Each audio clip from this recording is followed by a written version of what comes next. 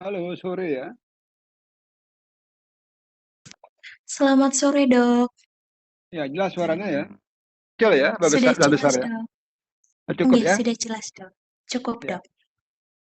Berapa orang ya ininya? Kelas kelas D ya. Berapa orang jumlah semuanya? 32 baru masuk. Ada 40 ya.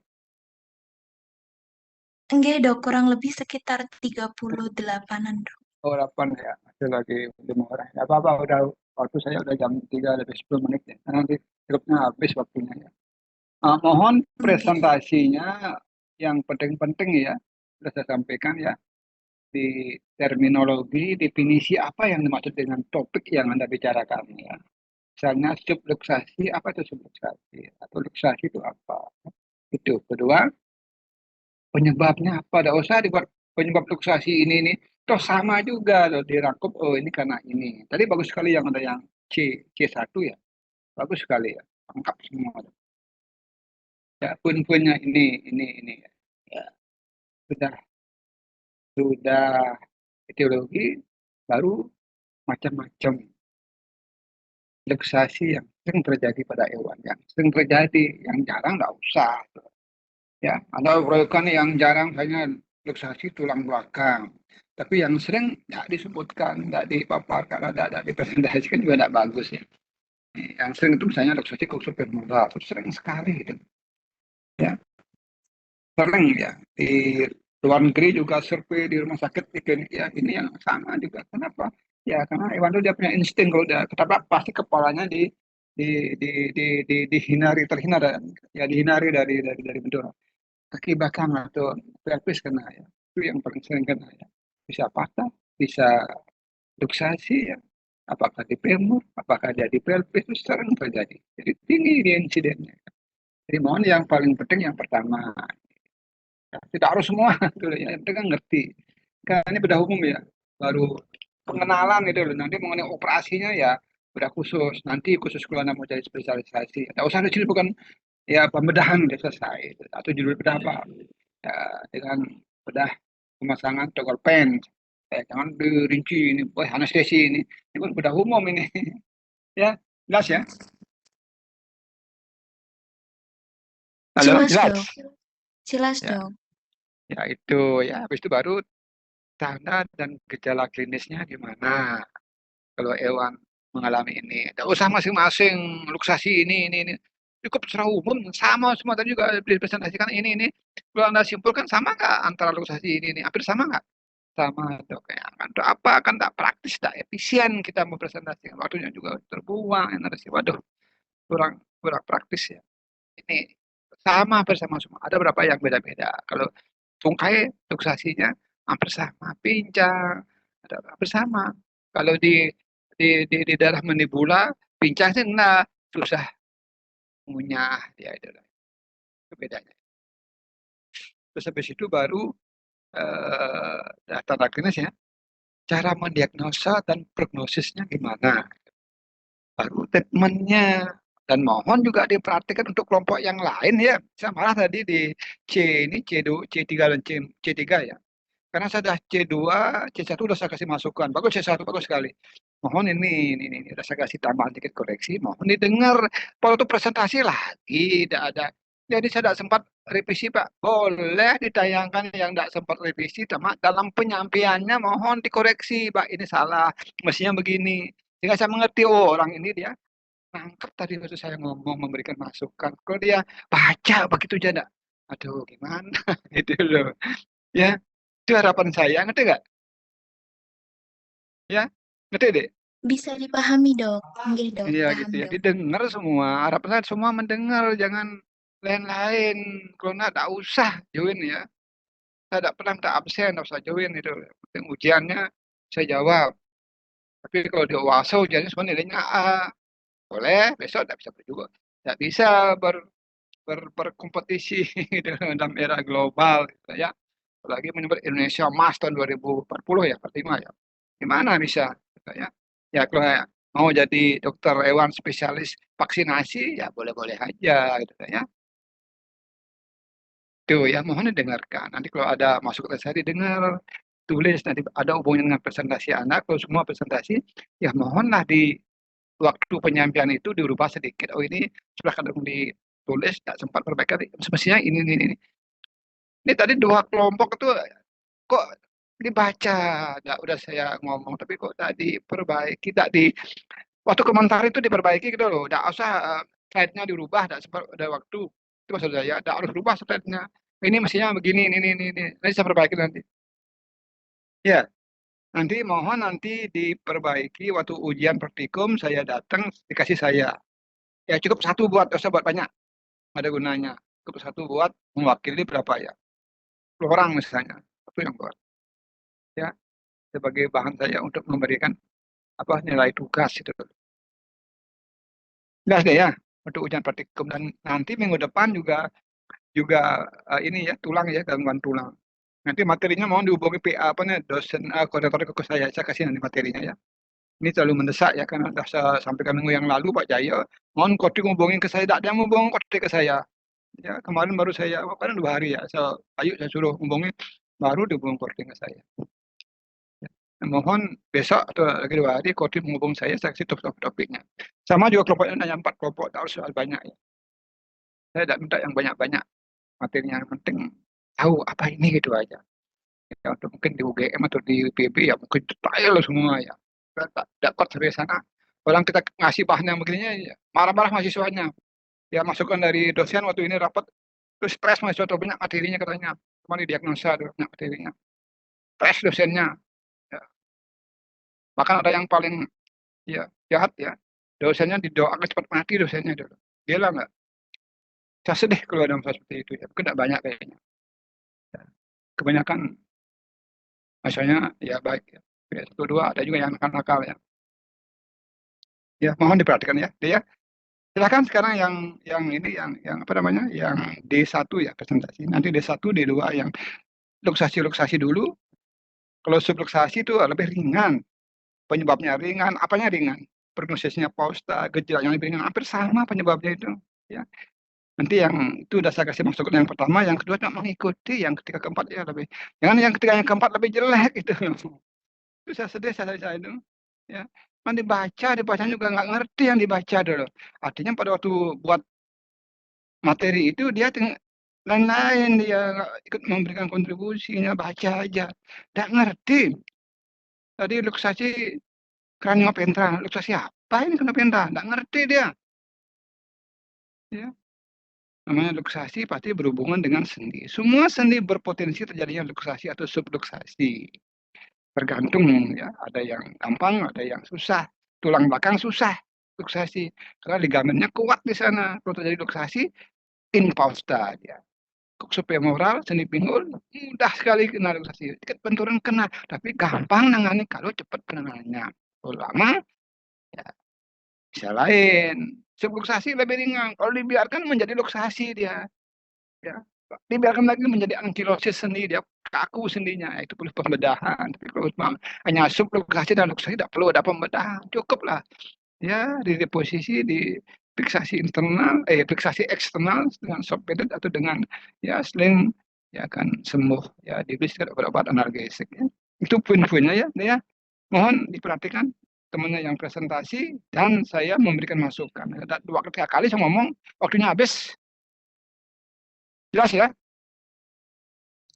Jelas, Dok. Siap nggak? Yang lainnya, silakan yang lainnya. Siap nggak? Kalau nggak, usah kuliah dulu. Siap, Dok. Siap, Dok. Dulu. Siap, Siap, Dok. Dok. Lain-lain semua gitu, saya nggak suka. Sudah salah dari perbaikan, masih lagi dibaca. Ya sudah kalau begitu silakan yang D1 dulu ya, yang luksasi. Baik, Dok. Izin share screen ya, Dok. Terima kasih. Mungkin untuk teman-teman yang lainnya bisa on cam terlebih dahulu, nggih.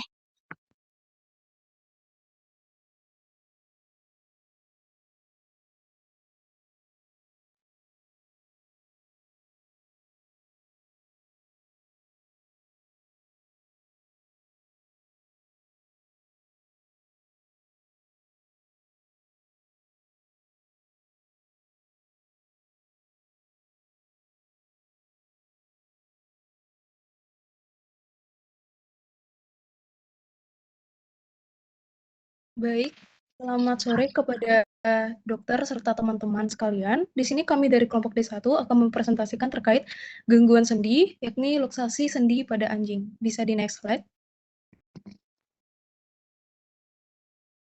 Adapun anggota kelompok Kalau sudah luksasi sendiri lah kan ya, luksasi pada anjing ya. Luksasi sudah berarti terletak daripada sendi. Tidak perlu lagi ada luksasi sendi, luksasi pada ini.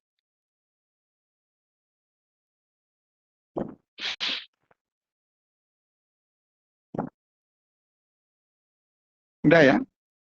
Ya, luksasi pada anjing itu aja.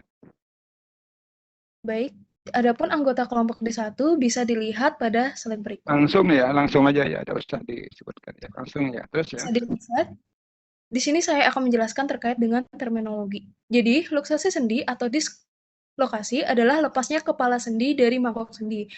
Luksasi ini dapat menyebabkan kelainan bentuk atau deformitas dan gejala nyeri di daerah yang terkena disertai pembengkakan serta robeknya ligamen yang menghubungkan tulang.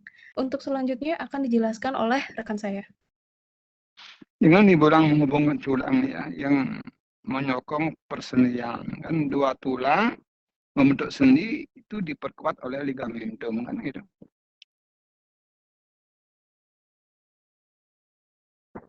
Ya, terus ya.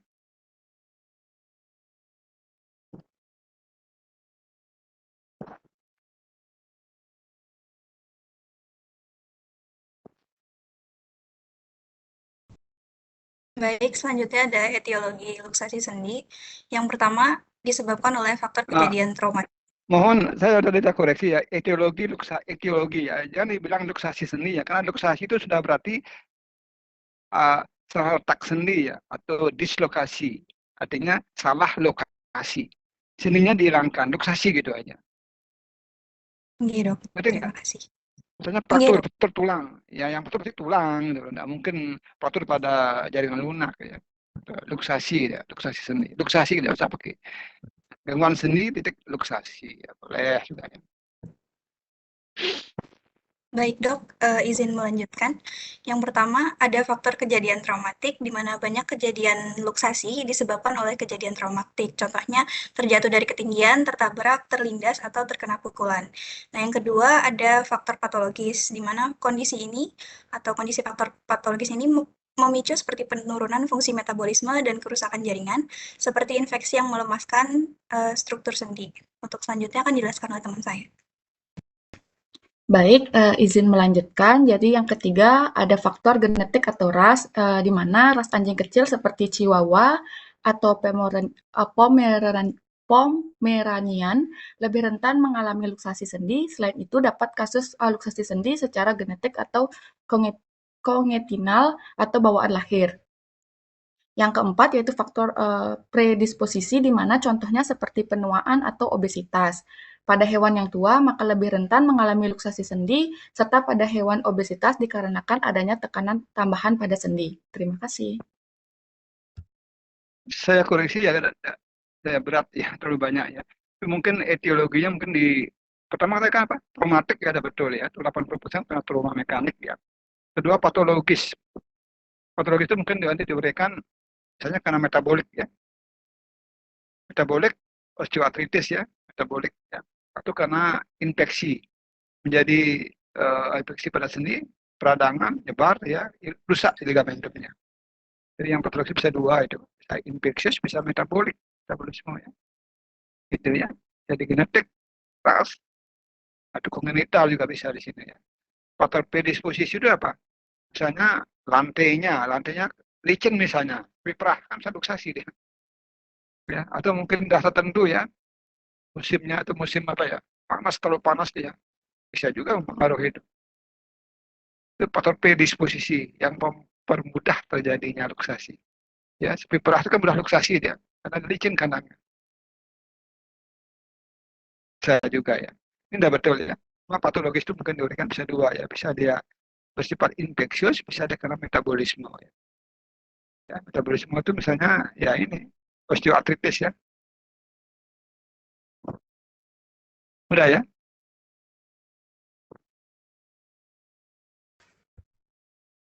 Ya, mohon didengarkan yang lainnya ya. Tidak usah komentar lagi ya.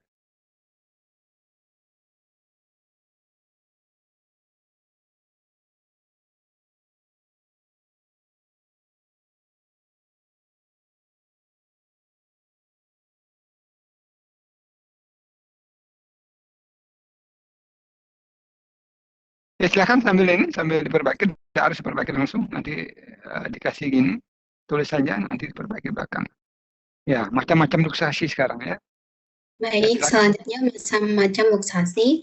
Yang pertama itu ada luksasi patella, yaitu di mana tempurung lutut atau patelanya terlepas dari alur normal di bawah femur. Yang kedua, luksasi coxofemoral, yaitu kaput femoralisnya terpisah atau tergeser dengan acetabulum. Luksasi scapula, yaitu pergeseran scapula akibat pecahnya otot penopang. Luksasi scapulohumeral yaitu terpisah atau tergesernya scapula dengan humerus. Luksasi siku atau elbow yaitu kesalahan pada posisi siku, di mana radius dan ulnarnya terpisah dengan humerus. Luksasi temporomandibular yaitu condylus mandibula bergeser atau terpisah dari tulang temporal dan mandibula. Luksasi karpalnya yaitu tulang karpalnya bergeser dari posisi normal. Dan luksasi sakroiliaka yaitu tulang sakrum bergeser atau terlepas dengan tulang ilium. Ya, ini yang sering terjadi. Masih Ini, banyak ya. Semua seni bisa berpotensi terjadi luksasi, tapi yang paling sering adalah coxofemoral ya, scapulohumeral yang paling sering ya. Dan yang lainnya ya. Silakan ya. Terus ya.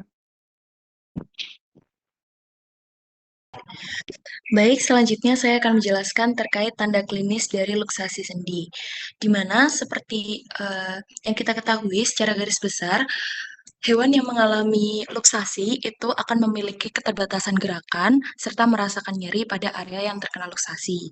Tetapi di sini saya akan menjelaskan perbedaannya setiap luksasi lokasi tersebut.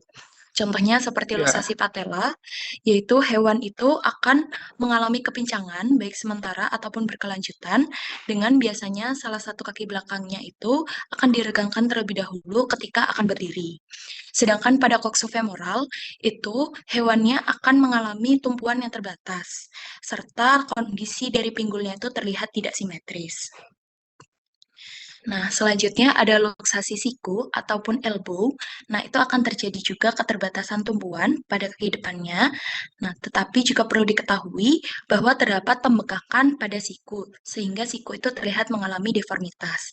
Pada luksasi scapula, juga dapat dilihat pada gambar 4, di mana scapula itu tidak berada pada posisinya. Pada gambar 4 ini, scapulanya terlihat sedikit lebih naik. Nah, selanjutnya ada luksasi sakral, di mana pada luksasi sakral ini mempengaruhi hewan tersebut sehingga kesulitan berdiri, dan juga ekstremitas kaudal ataupun kaki belakangnya itu akan terlihat lumpuh. Nah, apabila dilakukan palpasi, maka hewan tersebut akan menunjukkan sikap galak ataupun agresif ketika dipalpasi atau disentuh area tersebut. Nah, untuk luksasi selanjutnya adalah temporomandibular, yaitu persendian antara os temporal dan juga mandibular, sehingga terlihat rahangnya itu tidak simetris dan juga hewan ini akan kesulitan membuka ataupun menutup mulut, dan juga terjadi gangguan ataupun kesakitan ketika mengunyah. Selanjutnya adalah luksasi karpal, di mana kita ketahui sendiri bahwa karpal itu terjadi di pergelangan, sehingga hewan juga akan kesulitan menopang badan, dan juga ketika dipalpasi nanti karpal itu akan terasa sedikit lebih longgar. Dan yang terakhir ada luksasi scapulohumeral, di mana itu penghubung antara scapula dan juga os humerus, yaitu sendi ini akan terlihat hewannya itu mengalami kepincangan dengan bahunya itu biasanya tidak simetris dan juga bengkak. Sekian penjelasan tanda klinis dari saya. Terima kasih. Ya, sudah ya. Jadi pada intinya kan kesimpulan dari semua itu kan pasti anjing mengalami kepincangan ya. Terus daerah yang mengalami luksasi pasti dia terjadi pembengkakan. Kalau di raba mungkin dia agak panas ya, karena mengalami peradangan di sana ya. Kalau di scapula ada penonjolan. Kalau di kaki belakang di coxofemoral juga ada kan. Tuberosis kan juga menonjol juga kan. Kan naik juga dia lebih tinggi dibandingkan Iya, Dok. dengan yang di sebelahnya yang namanya. Jadi hampir sama kan. Pincang sama ya. Nafsu makan ya pasti berkurang sedikit sakit ya kan. Gitu. Pasti enggak selincah hewan yang normal. Hampir sama mirip ya. Jadi kalau besok ujiannya ya EC gimana gejala klinisnya ya buat pun-punnya saja yang penting-penting aja ya, kepincangan, ya, pembengkakan, ada rasa panas kalau dipalpasi ya, darah yang malam ini ya, ada sedikit penonjolan pada trokantara, penonjolan pada skapula, ya. Kalau pada tulang mandibola ya jangan diisi kepincangan kan tak mungkin dia pincang, pasti susah menggerakkan mulutnya, mengunyah susah ya, palpasi pasti sakit tuh kan proses peradaan bengkak sana ya. Misalnya jadi mirip-mirip semua ya. Ya, terus ya, cara mendiagnosisnya gimana? Baik, berikutnya akan dilanjutkan dengan bagaimana cara mendiagnosis luksasi yang ada pada anjing. Yang pertama yang perlu kita lakukan yaitu ya, anamnesis. Di anamnesis ini tujuannya untuk mengetahui bagaimana riwayat dari pasien dan juga apakah ada perubahan perilaku yang teramati oleh owner dari pasien. Selanjutnya yang dapat dilakukan adalah pemeriksaan tanda klinis. Nah, di dalam pemeriksaan tanda klinis ini kita melakukan pengamatan bagaimana cara berjalan, tumpuan kaki, ataupun cara mengunyah pada pasien. Selanjutnya ada pemeriksaan fisik. Dalam pemeriksaan fisik ini dilakukan yaitu inspeksi dan juga palpasi. Selanjutnya yang penting untuk dilakukan yaitu adalah pengukuran panjang kaki. Nah, dalam pengukuran ini untuk melihat, tujuannya itu untuk melihat apakah pada kaki ini simetris atau tidak. Selanjutnya yaitu dapat dilakukan pemeriksaan penunjang yang berupa X-ray. Nah, pemeriksaan penunjang ini tujuannya untuk mengetahui secara detail bagaimana luksasi yang terjadi. Nomor 2 dan nomor 3 mohon dibalik deh ya. Jadi anamnesa dulu, pemeriksaan fisik, baru melihat tanda gejala klinisnya ya. Nomor 3 itu nomor 2 baru dibalik dia. 1, anamnesa, pemeriksaan fisik, melihat tanda gejala klinis, ya, baru pengukuran panjang kaki. Ya. Terus dibius hewannya ya, di sebelum di ronsen gitu. Pasti kan di ronsen, dibius. Nah sebelum di ronsen, ya coba hewan direbahkan posisi dorsal kombinasi. Ya, diterentangkan yang kaki ke belakang ya, horizontal begitu. Ya melihat apakah sama nggak panjangnya. Mestinya kalau hewan yang normal, posisi horizontal sama kedua ujung kaki belakang. Kok posisi vertikal tegak lurus sama juga, itu yang normal ya. Tapi kepada luksasi coxsomia femoral, posisi horizontal bisa sama, vertikal bisa berbeda. Atau sebaliknya, vertikal bisa sama, horizontal berbeda. Tergantung lokasi daripada lokasi daripada coxofemoral luxation. Jadi luksasi coxofemoral itu ada beberapa tipe itu. Berdasarkan letak kaput femur terhadap acetabulum. Nah, ini khusus untuk yang luksasi coxofemoral gitu ya. Sedangkan luksasi yang lainnya, scapulohumeral jarang punya tipe. Itu 2 tipe. Ya, ini sama 4 ini. Itu beda-beda ininya. Makanya perlu di ronsen. Jadi cara yang paling gampang untuk mempelajari luksasi adalah kita ambil contohnya adalah luksasi coxofemoral. Itu yang paling lengkap. Kalau di metatarsal, metakarpal, ya mungkin pergeserannya tidak begitu. Ya, kalau dia jauh bergeser, fraktur dia bukan luksasi lagi dia gitu loh. Ya sudah fraktur ya, itu susah nangani itu ya. Itu jelas ya. Jelas, Dok. Ya silakan diteruskan. Baik, selanjutnya ada prognosis. Secara umum, prognosis itu dapat ditentukan berdasarkan dari hasil diagnosis. Dan pada kasus gangguan sendi seperti luksasi, prognosis sangat bervariasi tergantung pada lokasi sendi yang terkena, tingkat kerusakan pada sendi, dan kecepatan penanganan yang diberikan. Prognosis ini biasanya adalah fausta, tetapi dapat infausta apabila terjadi secara kongenital atau bawaan dari lahir. Dan yang sudah kronis deh ya. Kalau kronis sudah lama baru ditangani juga tidak bagus hasilnya ya.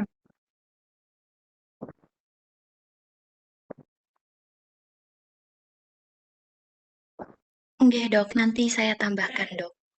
Ya, ya silakan terus ya.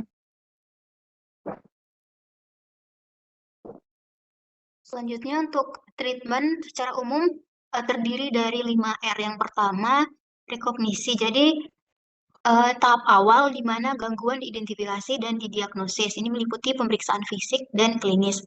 Jadi apabila luksasi, maka terdapat pelepasan mangkok sendi tanpa adanya kontak. Biasanya menggunakan radiografi berupa X-ray.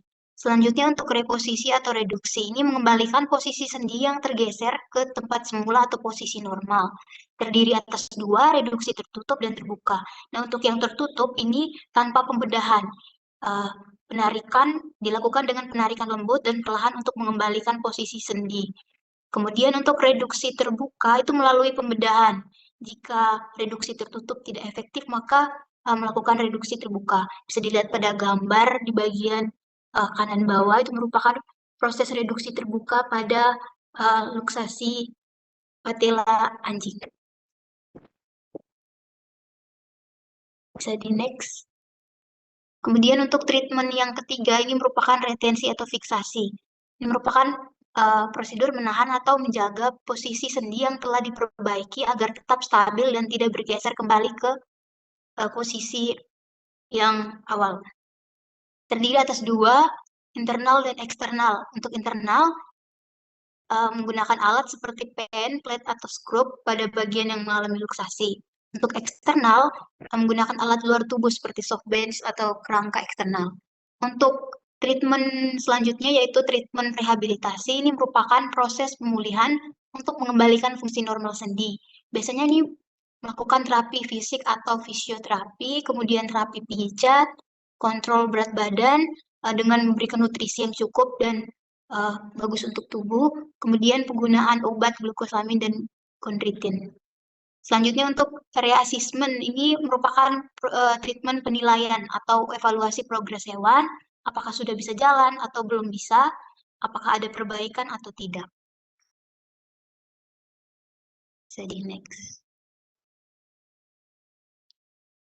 Baik, selanjutnya untuk pencegahan. Hal yang perlu dilakukan yang pertama, menjaga berat badan ideal. Karena dikarenakan anjing yang obesitas akan memberikan anjing atau pasien atau hewan yang obesitas akan memberikan tekanan tambahan pada sendi.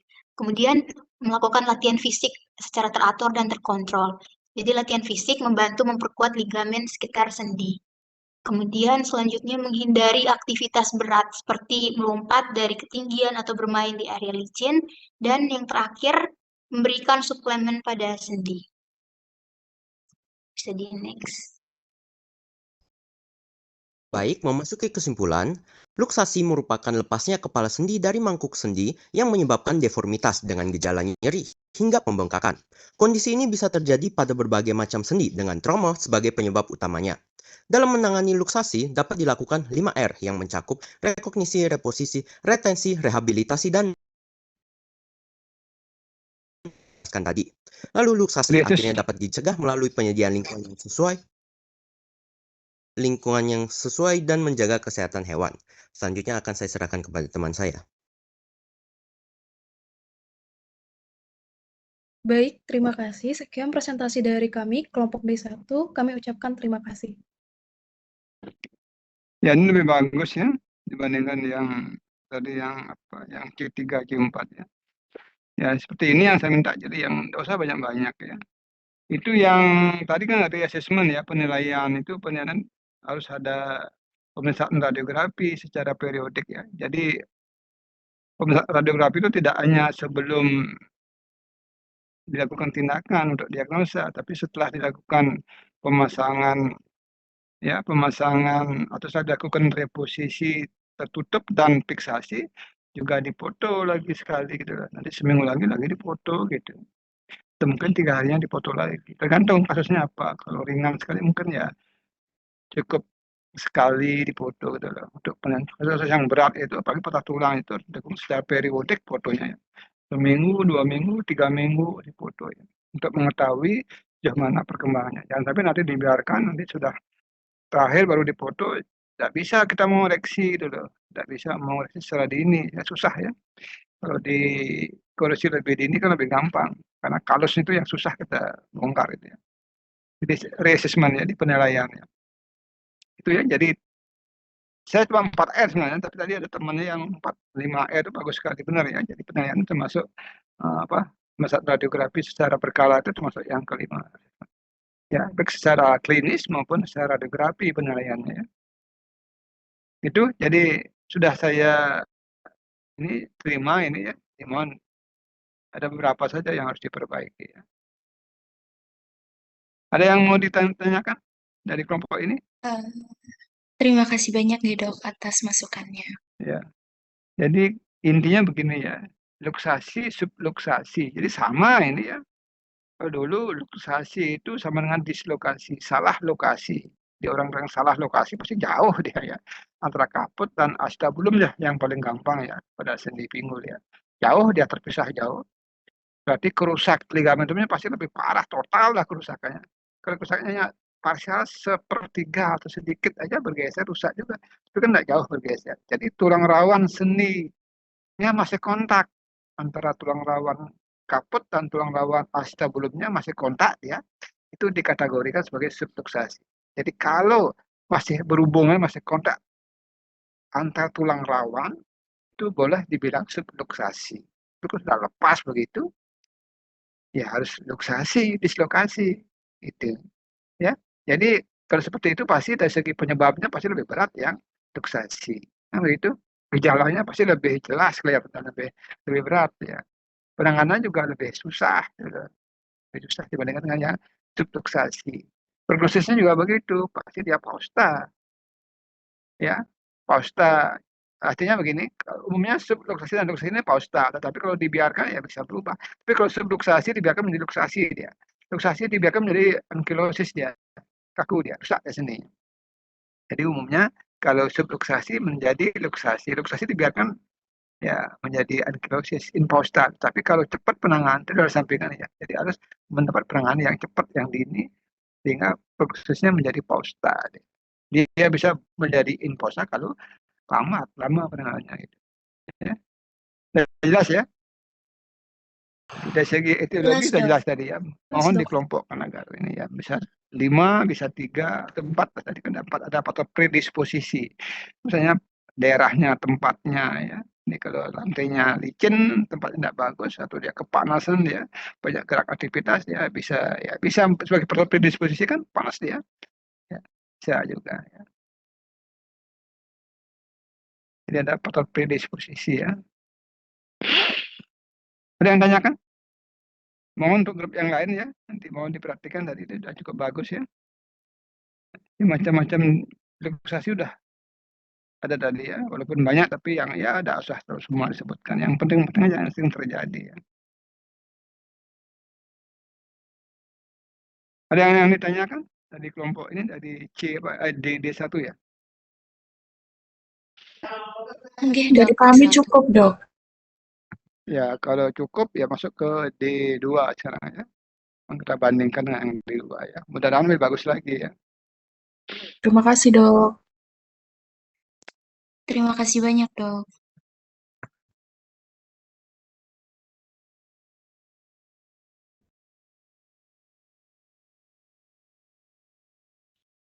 Dok, izin untuk share screen dari kelompok D2 nih dok. Iya silakan ya.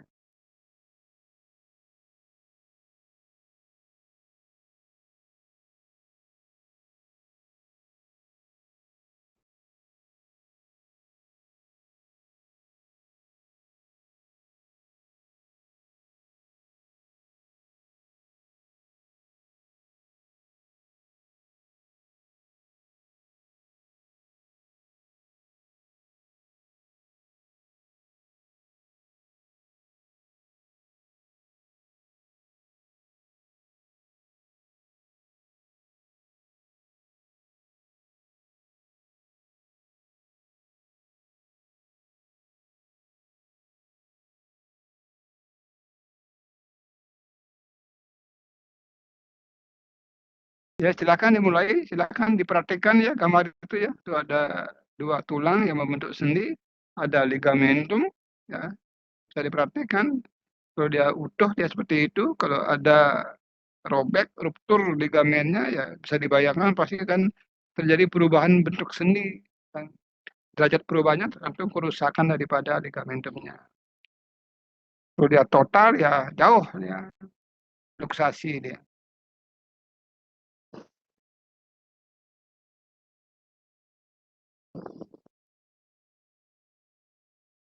Silakan dimulai.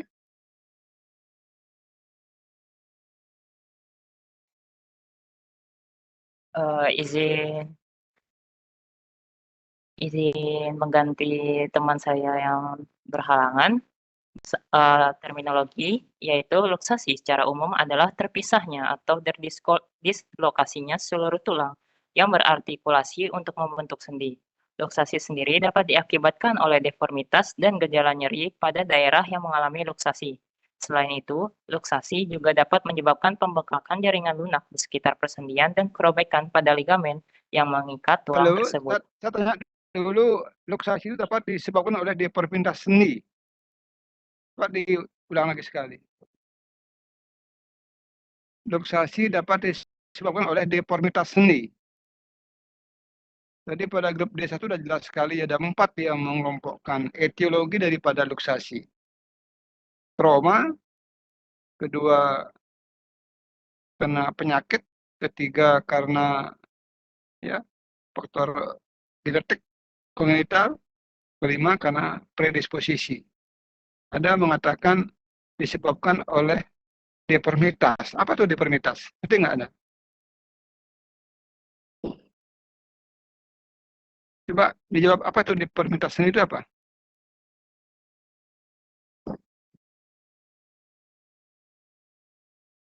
Coba dibantu temannya.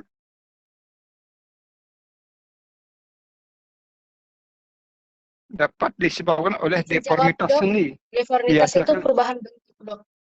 Iya, betul sekali. Apakah benar? Ya, luksasi dapat disebabkan oleh deformitas sendi. Deformitas, POM itu bentuk gede, kehilangan bentuk seni, itu artinya deformitas. Jadi kalau akibat luksasi dapat menyebabkan terjadinya deformitas sendi, ya betul.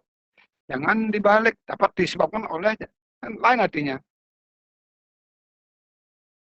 Ya, mohon diperhatikan itu.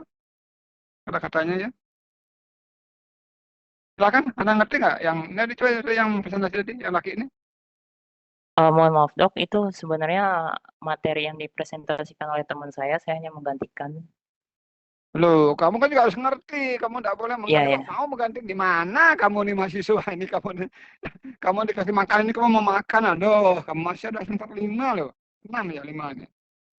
Kamu tidak boleh begitu jawabannya. Hanya mengganti. Kamu mau baca. Kamu masa sudah baca mau kamu? Aduh, kamu ini mas. Nggak cerdas kamu jadi mahasiswa. Kamu anak koas ya? Anak apa? Hah? Marah saya kalau jawab begitu. 2021. Kamu ini ngambil ini juga, ambil bedah umum juga. Kenapa dok? Kamu ngambil bedah umum juga? Iya. Kenapa kok kamu menggantikan di mana kamu? Kok mau kamu tulis begitu, kamu baca? Kan saya bilang tadi saya tidak mau kamu hanya mendengar, ya baca aja. Mau mengertikan gitu loh. Kalau begitu kamu menjawab, saya marah saya. Silahkan terus, tidak usah kamu presentasi. Kamu tidak siap kamu. Begitu jawabannya. Silahkan teruskan ya. Ini udah bagus tadi ya. Terus.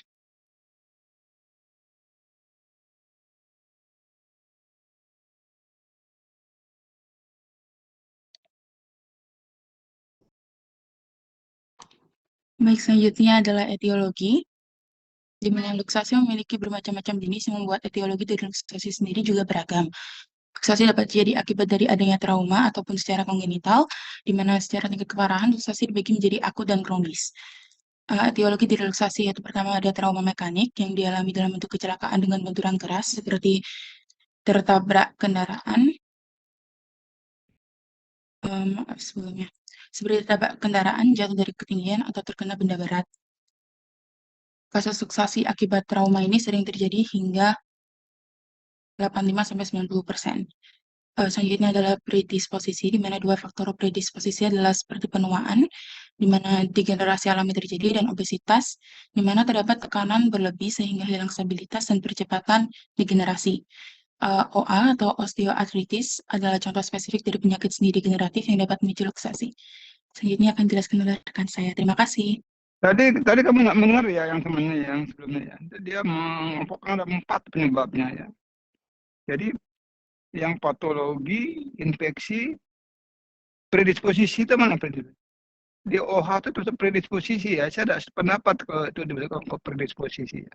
Lebih ke faktor patologis ya. Patologis sudah saya terangkan tadi ya. Bisa karena infeksi, bisa karena metabolik. Metabolik itu apa? Yaitu yang terjadi osteoartritis, dan sebagainya. Itu metabolik dia itu. Ya. Karena hormonal, metabolik dia itu. Ya. Kalau predisposisi misalnya lantainya licin, ya suhunya kepanasan ekstrim suhunya ya, sehingga banyak ya berontak dia. Bisa juga mempengaruhi ya, terjadi predisposisi yang mempermudah terjadinya. Gitu, ya. Ya. Mohon diikuti ya temennya yang tadi ya. Jadi ada 3 atau 4 untuk kalau seperti ya 5 bisa jadi ya. Trauma mekanik ya, karena infeksi, karena metabolik ya, dan karena faktor genetik atau kongenital ya, dan karena faktor predisposisi ya. 5 boleh. Itu kalau anak kelompokan ya metabolik dan patologis itu ke metabolik dan infeksi boleh juga dibawa ke sana. Ya. Ya mohon diikuti ya. Jadi tadi sudah saya bilang, tolong didengarkan temannya presentasi ya.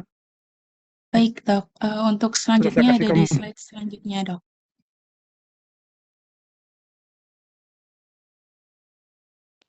Baik, selanjutnya ada ya diakibatkan oleh kamu jangan seperti ini buatnya ya harus secara sistematis. Jangan yang predisposisi itu yang paling bawah, paling belakang gitu loh. Jangan pertama atau kedua gitu loh ya. Tadi teman udah benar nih ya. Predisposisi kan bukan ikutan ya, tambahan ya, yaitu nomor terakhir dikasih nomor 2. Ya. Yang paling sering apa? Trauma mekanik itu yang pertama. Yang kedua apa? Patologis. Ketiga apa? Kongenital. Terakhir baru predisposisi. Itu cara yang buatnya ya. Jadi sesuai dengan tingkat urgensinya atau tingkat kejadiannya mana yang lebih sering. Jelas ya? Baik Dok, akan kami perbaiki. Selanjutnya ada kongenital, di mana ini diakibatkan oleh kelainan bawaan yang sudah ada sejak lahir, bisa disebabkan oleh faktor genetik maupun non-genetik. Luksasi akibat kongenital ini dapat terjadi karena adanya malformasi pada daerah sendi tertentu. Contohnya pada luksasi patella pada anjing dachshund.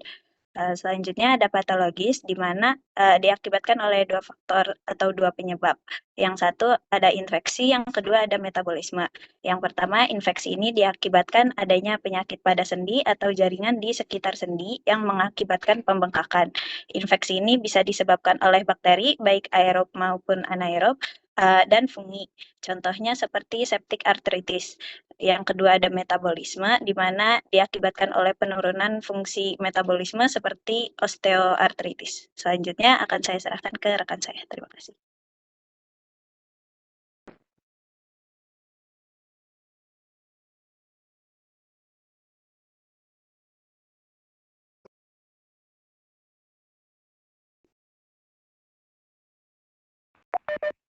Baik, izin masuk. Jadi di sini saya akan menjelaskan terkait macam-macam luksasi.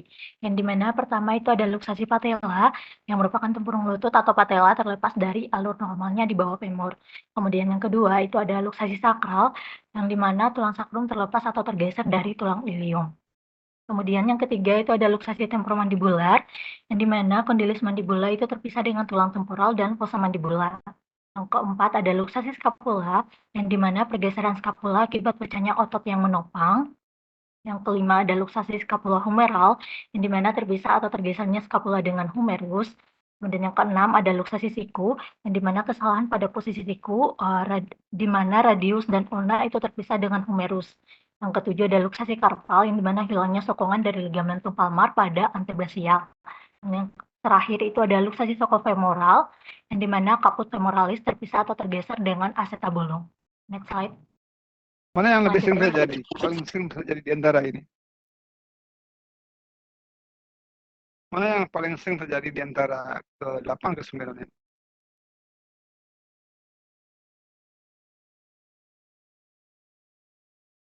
Halo? Iya, gimana dok? Mana yang paling sering terjadi, yang lebih sering terjadi di antara semua macam-macam luksasi ini? Yang sering terjadi itu ada luksasi apa? Sama luksasi sokofemoral sama scapula dok. Ya, itu yang pertama. Yang kedua, itu sudah saya bilang tadi ya. Jadi mana yang lebih dominan, itu yang nomor satu. Kalau yang jarang, nomor belakang lah ditaruh dulu ya. Anggi, baik dok. Ya, terus ya. Ya, terima kasih dok. Selanjutnya akan dijelaskan oleh rekan saya. Baik, selanjutnya ada tanda dan gejala klinis. Luksasi pada hewan ditandai dengan beberapa gejala klinis, yaitu yang pertama pincang, lalu ada nyeri saat disentuh atau dipalpasi, atau ketika hewan bergerak. Lalu terjadi pembengkakan pada area yang mengalami luksasi, lalu posisi anggota tubuh abnormal atau tampak terkilir atau tidak sejajar, penurunan aktivitas seperti hewan tidak mau bergerak atau melakukan aktivitas, tanda-tanda ketidaknyamanan seperti hewan merengek atau menjelati area yang terkena untuk mengurangi rasa sakit. Lalu ada kelemahan otot, otot di sekitar sendi yang terdampak bisa melemah karena jarang digunakan. Selanjutnya akan dijelaskan oleh teman saya. Terima kasih. Baik, selanjutnya saya akan menjelaskan mengenai cara diagnosis dari luksasi. Yang pertama adalah menentukan anamnesis, yang dimana anamnesis merupakan suatu tindakan untuk mendapatkan informasi sementara terkait pasien yang akan diperiksa kepada pemilik dengan cara wawancara. Anamnesis ini penting dilakukan untuk menentukan pemeriksaan lanjutan yang lebih tepat dan efektif. Kemudian yang kedua ada pemeriksaan fisik, yang dimana mendiagnosa hewan secara fisik merupakan suatu tindakan yang dilakukan dengan melakukan pemeriksaan secara inspeksi dan palpasi. Untuk pemeriksaan fisik yang dilakukan dengan cara inspeksi, yaitu dengan mengamati pasien dengan teliti. Dan bila terjadi luksasi, tentunya akan tampak mengalami rasa sakit dan nyeri, kemudian tampak pincang saat berjalan atau bagian dari sendi yang mengalami luksasi terlihat tidak simetris.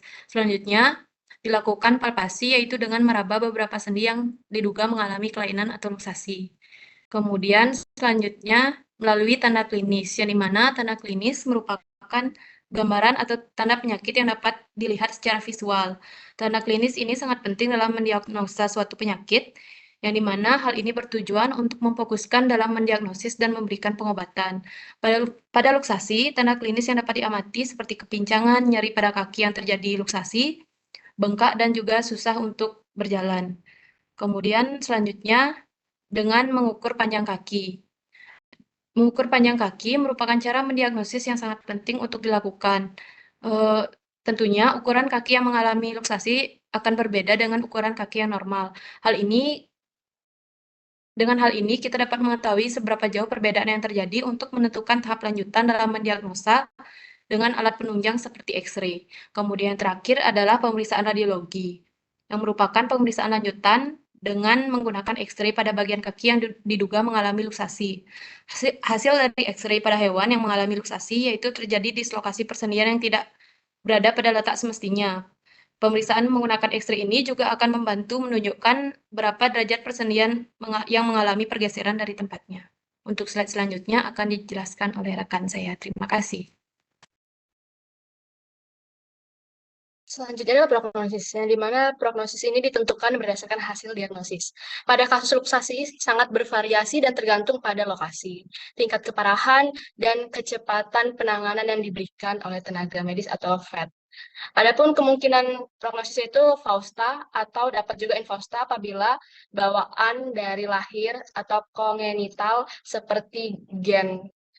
Next slide akan dilanjutkan oleh rekan saya. Terima kasih.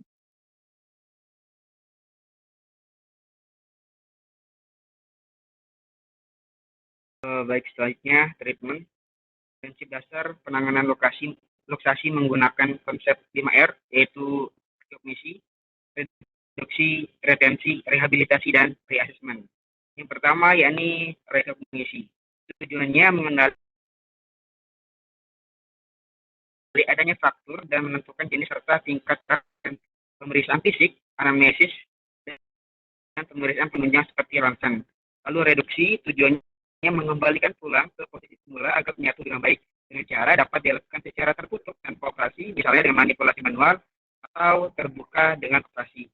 Tujuannya adalah untuk menghilangkan nyeri, memperbaiki fungsi, dan mencegah komplikasi seperti malunion, penyembuhan tulang dalam yang tidak normal. Next.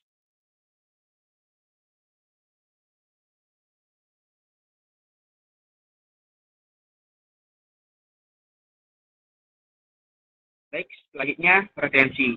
Tujuannya adalah untuk mempertahankan posisi tulang yang telah direduksi agar tidak bergeser selama proses penyembuhan dengan cara melakukan dengan berbagai metode seperti pemasangan gips, pen, atau pemasangan alat bantu internal, misalnya pelat dan skrup. Tujuannya adalah untuk memberikan stabilitas pada tulang sehingga proses penyembuhan dapat berlangsung dengan baik.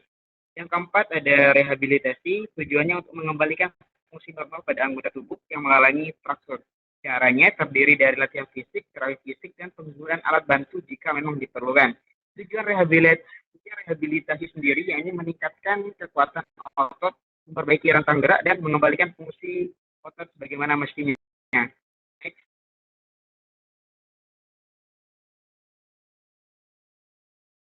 Lalu yang terakhir ada reassessment. Asesmen pada fraktur tulang adalah proses evaluasi ulang secara berkala terhadap kondisi tulang. Tujuannya adalah memantau proses penyembuhan, mendeteksi adanya komplikasi dan memastikan bahwa penanganan yang diberikan berjalan efektif dan sebagaimana mestinya. Baik, selanjutnya akan dijelaskan oleh teman-teman.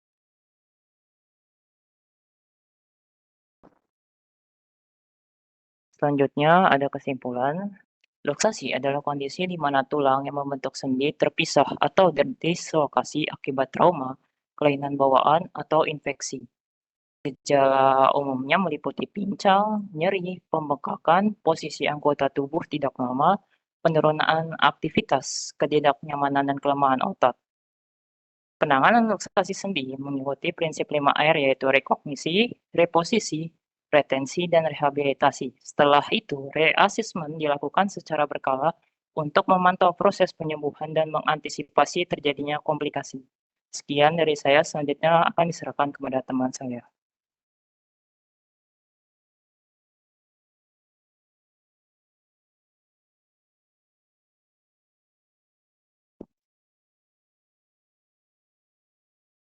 Ada yang mau didiskusikan? Kelompok D3 ya? D2. Ada yang mau didiskusikan, ditanyakan? Silakan.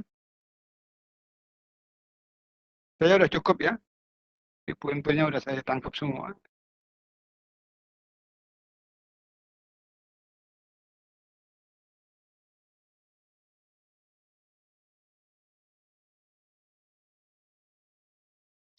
Baik, izin masuk dok. Sekian presentasi dari kelompok D2. Mungkin bila ada kekurangan dalam presentasi kami, mohon maaf sebelumnya dok. Terima kasih kepada teman-teman dan dokter. Kami tutup presentasi. Terima kasih dok. Ada yang mau didiskusikan? Yang ditanyakan? Ke saya? Izin masuk dok. Mungkin cukup sih dok. Saya Mungkin kami. Ya silakan, kalau ada silakan. izin bertanya dok, saya mau menanyakan ini ke doknya. Kenapa pada anjing yang Pomeranian sama Chihuahua itu lebih rentan adanya luksasi patella dok? Apakah karena tubuhnya yang mungil itu yang bikin kondisi sendinya itu kayak kurang kuat atau bagaimana dok? Begitu dari saya dok. Terima kasih dok. Luksasi apa nih? Luksasi? Pada? Luksasi patella dok. Pada patella. Lututnya.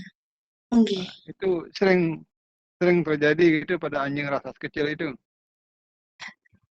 Nggih dok. Niko apakah kaitannya itu karena Itu memang dah. tubuhnya yang kecil Itu kan begitu? karena itu kan karena genetik ya. Ya karena genetik Oh, itu ya. genetik.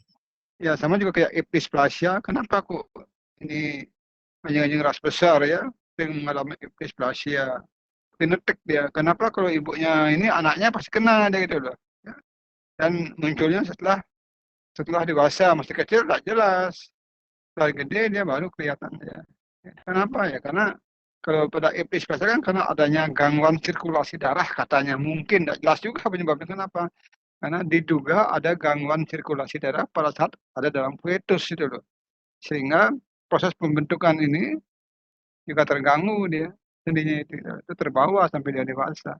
Ya, pada episplasia kan begitu. Masih kecil di foto kan tidak jelas katanya. Kaput dan posanya ya masih ya kayak patah-patah itu terpisah-pisah. Dia setelah dewasa dia tidak berkembang sempurna. Masih kan kayak kaput ada mangkoknya, tidak pas dia gitu loh. Dapatnya datar dia. Sehingga mudah geser-geser dia itu. Itu juga sama juga kan genetik ya. Itulah genetik ya. Saya tidak bisa menjelaskan itu ahli genetik yang mengatakan kenapa ya. Mungkin gitu lah. Ada hubungannya dengan sirkulasi ya ke sana itu ya. Sehingga ya itu lebih peka, lebih mudah dia kena gitu lah. Di samping juga karena ototnya mungkin ya tipis di sana sehingga memudahkan terjadinya. Ligamen juga begitu. Kenapa kok tulang belakang kok kuat? Kan ligamennya kan sering menyilang di tulang belakang. Tulang belakang kan jarang kena luksasi kan. Tapi kalau luksasi, kalau di gilas mobil ya bukan luksasi lagi, itu namanya fraktur namanya. Udah patah dia. Ya pasti kan ya infausta, tidak bisa pasti lumpuh ya misalnya ditidurkan misalnya ya. Itu tulang keksus femoral gampang sekali kena ketabrak yang di bawah, di atasnya ya lepas dia. Tapi gampang nangani kalau masih baru. Dia sebutkan ya, tergantung ya proses terjadinya. Kalau baru tuh jauh lebih fasta hasilnya gitu. Jadi itu yang saya nggak tahu itu ahli genetik itu kenapa ini ya. Ya mungkin berhubungan dengan sirkulasi darah pada saat ada dalam fetus ya. Nggak tahu saya. Oke, baik. Terima kasih dok. Kemungkinannya banyak ya. Mungkin dia tipis sama muskulusnya, ligamennya mungkin ya mungkin itu aja. Oke, terima kasih dok. Ya, kalau ada yang ingin meneliti boleh aja. Coba teliti dulu ya dibanding dengan anjing apakah benar nggak lebih ya ras kecil kok lebih ini atau DNA ya genetik ya. Ada lagi?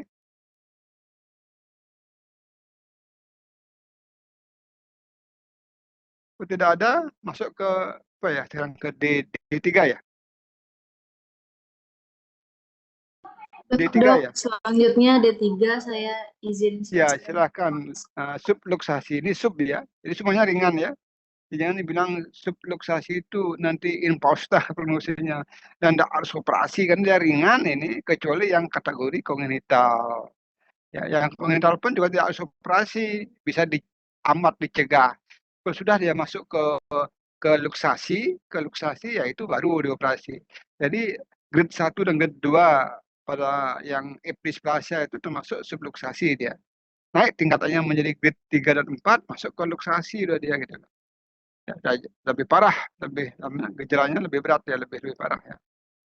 Ini kalau baru subluksasi bisa dihemat dengan obat-obatan mungkin kalsium, fosfor, glukosamin, obat seni ya.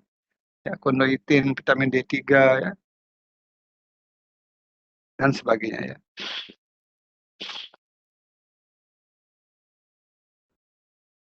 Oke, baik. Izin masuk dokter. Apakah ya silakan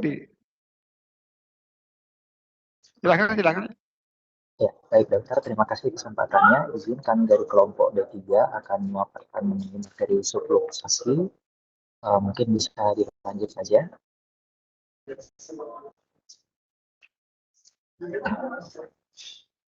Ini anggota kelompok dari kelompok D3, bisa dilihat di layar anggota kelompok kami, dan selanjutnya akan masuk ke bagian penjelasan materi yang akan dilanjutkan oleh rekan saya.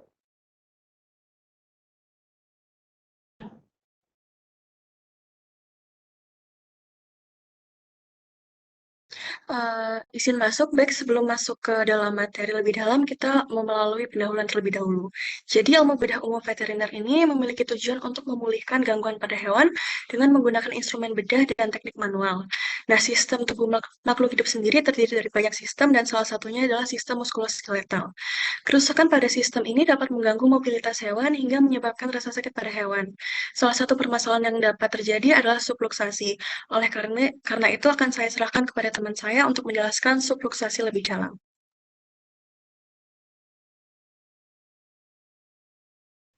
Adik, saya mau tanya, Pak diulang lagi sekali ya, pendahuluannya ya. Coba diulang lagi sekali pendahuluannya. Kalau saya bertanya misalnya ya, Pak pendahuluannya, ilmu bedah umum veteriner ya, tujuannya adalah untuk menggunakan instrumen bedah dan teknik manual pembedahan. Itu ilmu bedah umum apa ilmu bedah khusus?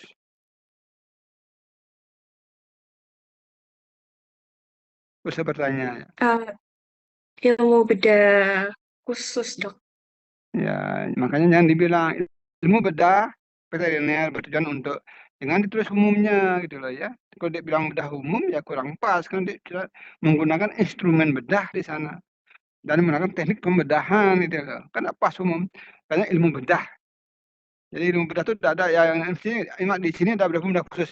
Kalau di Jawa tidak ada ilmu bedah 1, ilmu bedah 2 gitu loh. Ya. Kalau di IPB, di UGM itu ilmu bedah 1, ilmu bedah 2. Yang bedah 1 ya pendahuluan dulu gitu loh ya. Ya itu ilmu bedah veteriner adalah baru pas kena dia. Kalau ilmu bedah umum kan belum membicarakan mengenai teknik pembedahan ya. Ya, jelas ya? Oke, jelas dok. Ya silakan ya.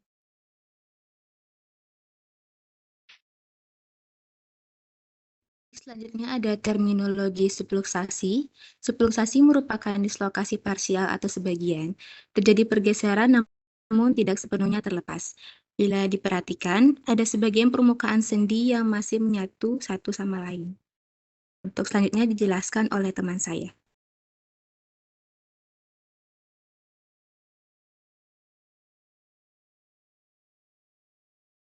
Baik, izin masuk. Selanjutnya saya akan menjelaskan mengenai etiologi atau penyebab dari subluksasi. Jadi di sini dapat terjadi pada salah satu contohnya itu misalnya pada anjing. Yang pertama karena trauma, di mana trauma ini adalah penyebab umum subluksasi pada anjing seperti akibat kecelakaan, cedera, jatuh, salah bergerak ataupun memutar. Kemudian yang kedua karena kondisi patologis berupa infeksi seperti misalnya infeksi pada bakteri ataupun virus yang dapat menyebabkan peradangan ataupun kerusakan sehingga tidak stabil dan lebih mudah menyebabkan terjadinya subluksasi. Kemudian bisa karena faktor dari gangguan metabolik seperti hipertiroidisme ataupun penyakit lainnya yang bisa menyebabkan lebih rentan terhadap subluksasi. Selanjutnya ada genetik, contohnya seperti ras anjing Labrador Retriever dan seperti German Shepherd misalnya yang lebih mungkin mengalami subluksasi sendi pinggul karena displasia pinggul yang lebih tinggi seperti pada lihat di layar itu adalah contoh dari subluksasi pinggul. Kemudian terakhir adalah predisposisi di mana faktor ini merupakan faktor-faktor tambahan misalnya karena disebabkan oleh faktor usia ataupun faktor-faktor eksternal seperti lantai yang licin yang bisa menyebabkan terjadinya subluksasi. Mungkin seperti itu penjelasan dari saya. Saya akan jelaskan rekan saya. Terima kasih. Baik, selanjutnya ada macam-macam subluksasi. Jadi sebenarnya setiap sendi pada tubuh hewan ini memiliki potensi untuk mengalami subluksasi. Namun saya memasukkan beberapa jenis saja yaitu subluksasi coxofemoral. Yang dimana subluksasi ini adalah kondisi pada kaput femur keluar sebagian dari acetabulum.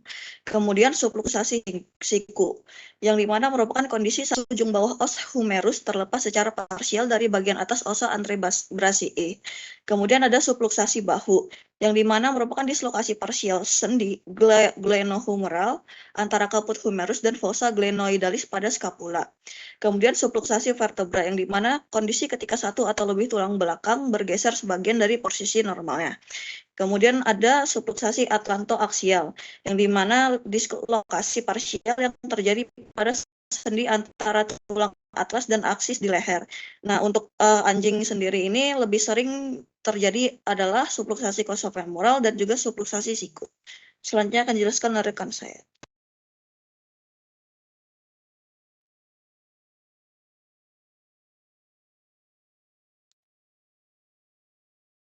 Baik, tanda klinis dari subluksasi muncul dengan rasa sakit dan pembekakan di sekitar area yang cedera, hewan yang merasa tidak stabil dan mobilitas menjadi terbatas. Bisa next slide.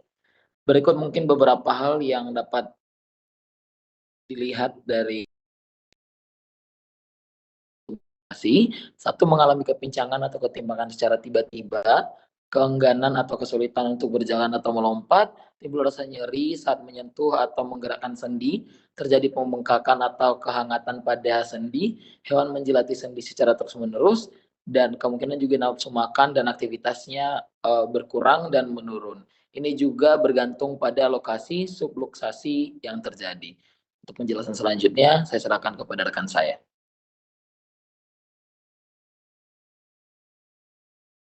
Baik, selanjutnya saya akan menjelaskan mengenai diagnosis. Jadi langkah-langkah diagnosis untuk mendiagnosa penyakit subluksasi adalah yang pertama dengan anamnesis. Jadi dengan anamnesis ini kita bisa mengetahui riwayat penyakit, kemudian perilaku sehari-harinya bagaimana, aktivitasnya bagaimana, kemudian lingkungan sekitarnya, kondisi lingkungan sekitar, dan riwayat pengobatan yang pernah dialami oleh hewan tersebut.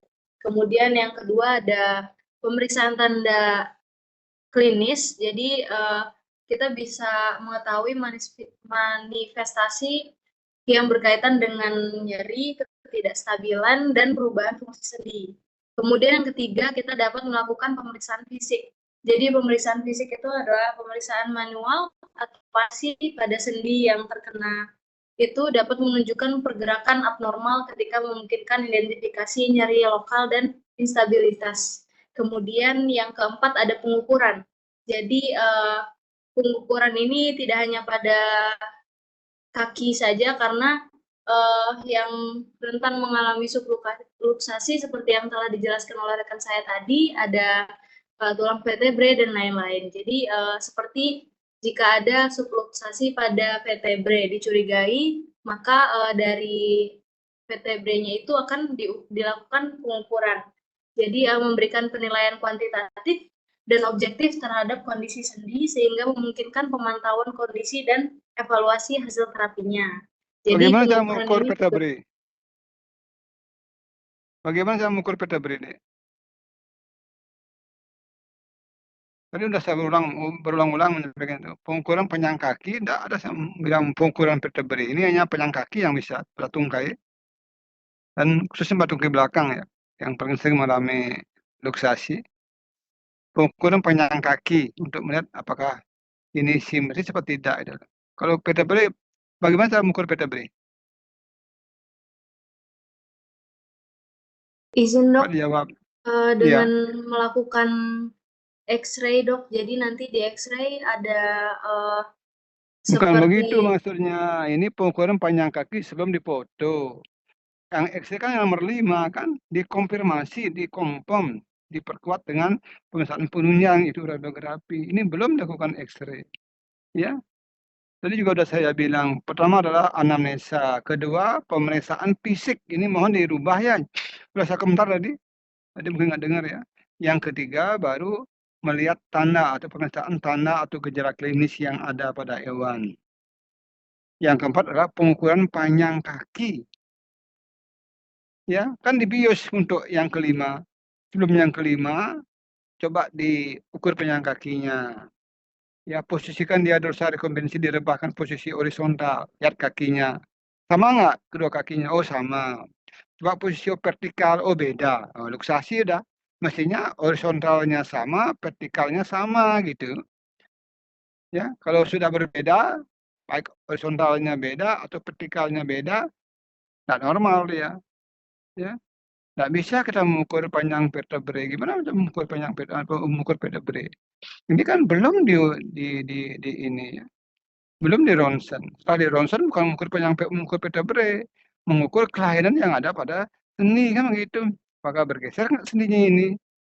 Itu yang kita baca pada pemeriksaan radiografi ya. Ya.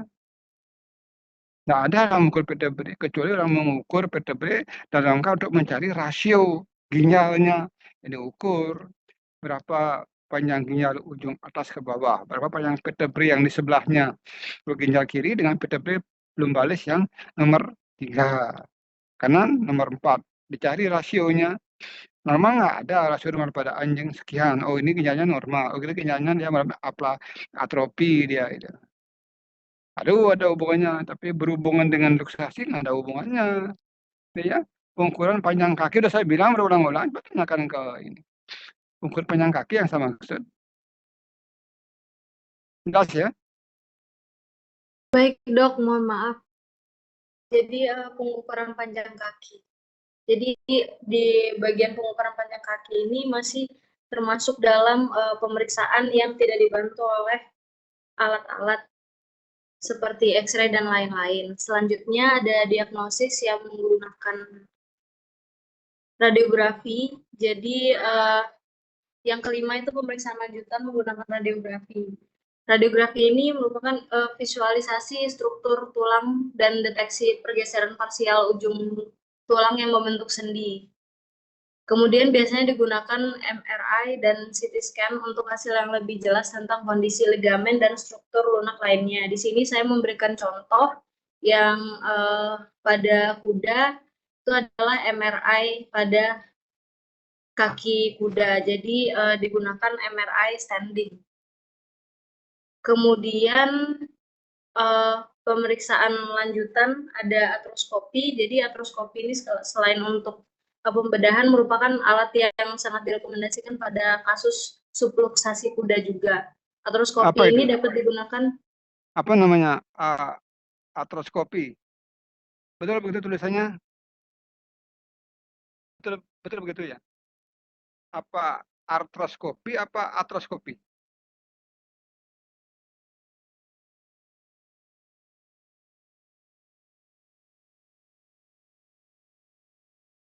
Halo? Halo dok, mohon maaf dok, Artroskopi apa artroskopi? yang benar artroskopi dok. Artros, ada R-nya. Iya dok. Itu salah itu. Baik dok. Itu salah ya? Itu kurang R itu.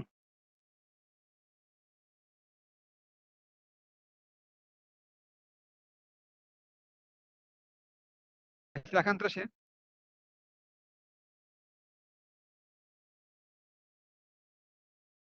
Artroskopi ini merupakan alat yang sangat direkomendasikan pada kasus subluxasi kuda. Jadi dapat digunakan untuk memeriksa, mendiagnosis, dan melakukan pembedahan pada struktur dalam selubung tendon digital, karpal, dan tarsal atau tenoskopi. Dan pada bursa navikular juga, kemudian kalkaneal, dan bisipital atau menggunakan bursoskopi. Jadi ini merupakan pemeriksaan yang saya dapatkan dari sebuah literatur di Australia. Selanjutnya akan dijelaskan oleh rekan saya.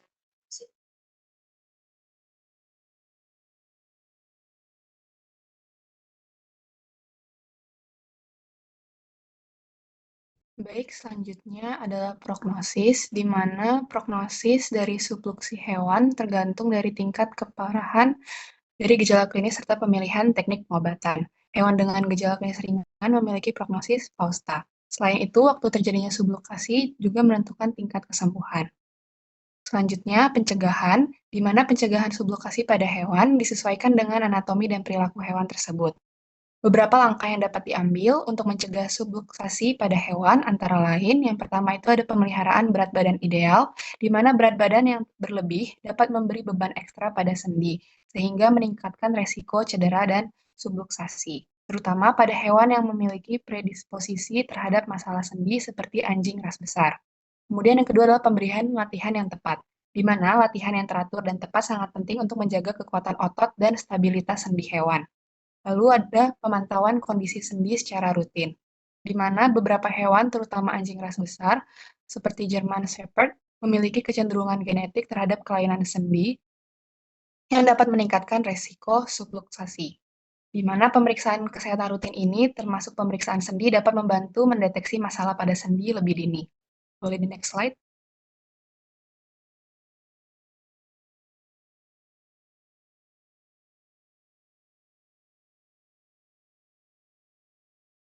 Selanjutnya ada penanganan, di mana penanganan subluxasi sendiri dibagi menjadi beberapa tahapan penting, yaitu yang pertama ada rekognisi atau pengenalan masalah, di mana pada tahapan ini, pemeriksaan dan evaluasi yang cermat diperlukan untuk memastikan apakah benar terjadi subluxasi. Kemudian yang kedua ada reposisi atau pengembalian posisi sendi, di mana setelah diagnosis dikonfirmasi, reposisi atau pengembalian posisi sendi yang terlepas, meskipun hanya parsial, dilakukan. Reposisi ini bertujuan untuk mengembalikan sendi ke posisi anatominya agar fungsi normal dapat dipulihkan dan mencegah komplikasi lebih lanjut. Lalu yang ketiga ada retensi atau menjaga posisi yang benar, di mana hal ini penting untuk menjaga posisi sendi agar tetap stabil dan tidak terjadi pergeseran tulang. Retensi ini bertujuan untuk menjaga posisi sendi agar tetap stabil dengan dilakukan menggunakan alat penyangga seperti gips. Waktu retensi ini bervariasi tergantung pada tingkat keparahan dan lokasi sublokasi, serta respon tubuh terhadap pengobatan. Kemudian yang terakhir ada rehabilitasi atau pemulihan fungsi sendi, di mana terapi ini bertujuan untuk mengembalikan kekuatan, fleksibilitas, dan rentang gerak sendi. Selanjutnya saya kembalikan kepada rekan saya. Terima kasih.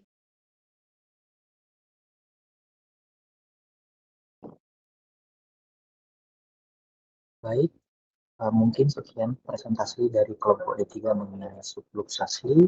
Kurang lebih mohon maaf apabila terdapat kesalahan dan semoga presentasi ini boleh bermanfaat bagi teman-teman. Dan mungkin dari dokter apabila ada masukan dan saran terhadap presentasi kami, mungkin kami persilakan. Terima kasih. Ada yang tanyakan? Ya, saya cukup ya. Tadi udah saya kasih masukan dikit ya. Mohon diperbaiki ya.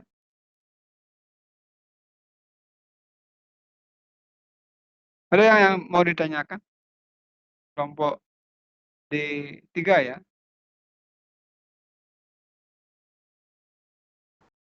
Sejauh ini sudah aman gitu. Nggak ada ya? Ada silakan. Ada yang tanyakan?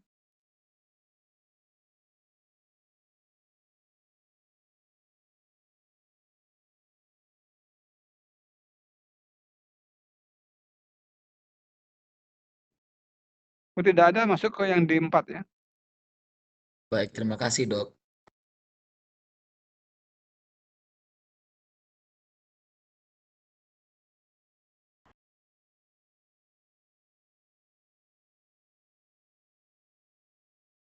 Selamat sore dok.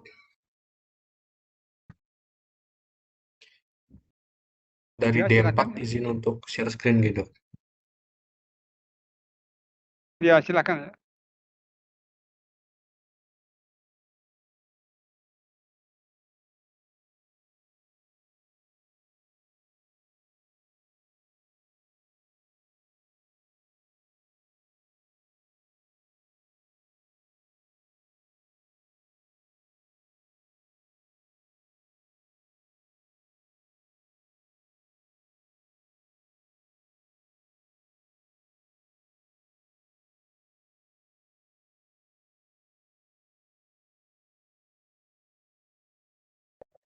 Baik, izin masuk.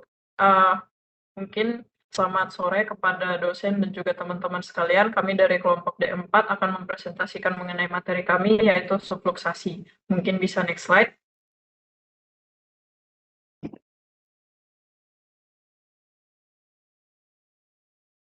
Berikut adalah anggota kelompok dari D4. Selanjutnya akan dijelaskan oleh rekan saya. Terima kasih. Baik, pertama adalah terminologi. Jadi, subluxasi adalah kondisi di mana terjadi pergeseran sebagian atau parsial antar permukaan sendi, di mana sendi tidak berada pada posisi normal tetapi tetap bersentuhan. Boleh next slide, akan dijelaskan oleh rekan saya. Baik, selanjutnya adalah terkait dengan etiologi. Adapun beberapa faktor dari penyebab subluxasi adalah sebagai berikut. Yang pertama adalah traumatik, yang mana dapat disebabkan akibat oleh kecelakaan, terjatuh, ataupun aktivitas berlebih. Lalu yang kedua adalah patologis, bisa dipicu oleh penurunan fungsi metabolisme dan juga infeksi yang kemudian menyebabkan pada peradangan sendi. Contohnya adalah osteoartritis. Kemudian yang ketiga ada kongenital, yang mana adalah cacat lahir dan juga ras tertentu dengan kecenderungan konformasi tubuh. Itu contohnya adalah anjing besar, ras anjing besar, contohnya ada golden retriever. Yang kemudian adalah yang ketiga, yang keempat adalah predisposisi yang mana disebabkan oleh penuaan, obesitas, juga faktor lingkungan seperti lantai licin dan juga keadaan lingkungan yang tidak mendukung, yang kemudian menyebabkan pada subluxasi. Selanjutnya akan dijelaskan oleh rekan saya. Terima kasih. Yang kongenital itu contohnya bukan anjing golden retriever ya. Contohnya apa? Hip dysplasia. Jadi contoh penyakitnya ya. Tadi kan udah bilang contohnya apa? Ini karena osteoartritis, ini karena traumatik. Ini mestinya contohnya apa? Penyakitnya hip dysplasia. Bukan anjing golden retriever itu kan contoh itu yang terjadi pada anjing-anjing ras besar seperti ya golden, seperti ya yang lainnya ras besar ya. Yang Yang anjingnya contohnya, ini kan adik bilang kan osteoartritis kan penyakitnya contohnya yang patologis itu. Kenapa Yang kok hidup. ini kan tak konsisten itu loh. Mohon maaf gitu. Karena Nanti saya akan perbaiki gitu.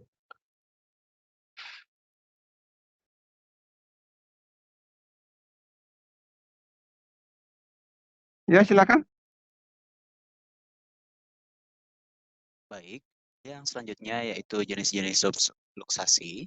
Yang pertama ada subluxasi coxofemoral pada hewan yang dimana kondisi sendi pinggul atau coxofemoral mengalami pergeseran sebagian antara kepala femur atau kaput femur dengan acetabulum atau rongga pinggul tanpa ada endoskoliosis penuh. Seperti yang bisa dilihat pada gambar itu adalah contoh dari hewan yang terkena hip dysplasia dan hewan yang tidak kena hip dysplasia. Bisa di next slide. Baik, untuk selanjutnya yaitu ada subluxasi sendi bahu yang biasanya antara tulang humerus dengan skapula, yaitu mengalami pergeseran juga sebagian yang mengakibatkan ketidakstabilan pada pergerakan dari anjing tersebut. Dapat dilihat di gambar juga terkait contoh X-ray dari subluxasi sendi bahu. Next.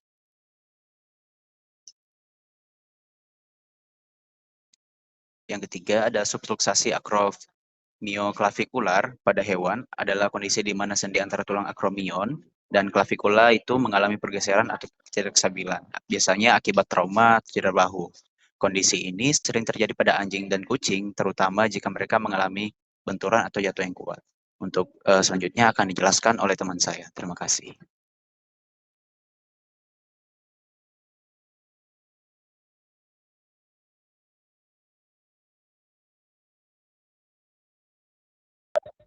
Baik, selanjutnya jenis subluxasi pada sendi atlantoaksial.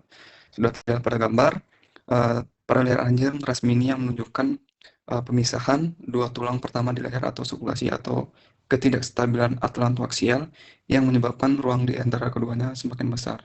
Sudah terlihat di gambar.